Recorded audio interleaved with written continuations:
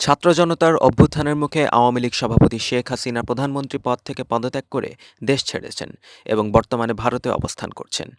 শেখ হাসিনার দেশত্যাগের পর আওয়ামী লীগের এমপি মন্ত্রীরা বেশ বিপাকে পড়েছেন। অনেকেই সুযোগ বুঝে দেশ ছাড়তে পারলেও কিছু এমপি মন্ত্রী দেশে আটকে পড়েছেন। এর মধ্যে উল্লেখযোগ্য দুজন হলেন সাবেক প্রধানমন্ত্রীর বেসরকারি বিষয়ক উপদেষ্টা সালমান এফ রহমান এবং সাবেক আইনমন্ত্রী আনিসুল হক।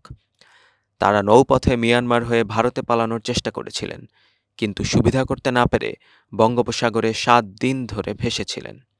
অবশেষে ১৩ আগস্ট ঢাকার সদরঘাট এলাকা থেকে পালানোর চেষ্টা করার সময় তাদের গ্রেফতার করা হয়।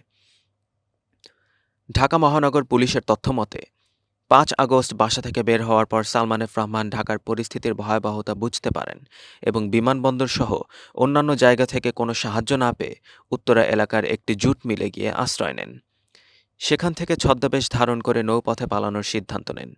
একজন অবসরপ্রাপ্ত নৌবাহিনীর কর্মকর্তা তার পালানোর ব্যবস্থা করে দেন এবং তাকে ইঞ্জিন চালিত একটি ট্রলারে তুলে দেন।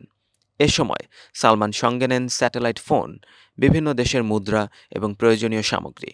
আনিসুল হকও তার সঙ্গী হন। ৭ দিন বঙ্গোপসাগরে ভাসার পর তারা মিয়ানমার বা ভারত পাড়ি দেওয়ার ৭ দিন বঙ্গোপসাগরে ভাসার পর তারা মিয়ানমার বা ভারত পাড়ি দেওয়ার উপযুক্ত সুযোগ খুঁজছিলেন, কিন্তু পরিকল্পনা সফল না হওয়ায় শেষ পর্যন্ত তাদের গ্রেফতার করা হয়। গ্রেফতারের পর কোস্টগার্ড সদস্যরা প্রথমে সালমানকে চিনতে পারেননি। পরবর্তীতে আনিসুল হক তাকে চিনিয়ে দিলে তাদের শনাক্ত করা হয়। গত ১৪ আগস্ট নিউ মার্কেট এলাকায় দোকান কর্মচারী শাহজাহান আলী হত্যার অভিযোগে সালমান এফ রহমান এবং আনিসুল হকের ১০ দিনের রিমান্ড মঞ্জুর করেন ঢাকার মেট্রোপলিটন ম্যাজিস্ট্রেট মামুনুর রশিদ।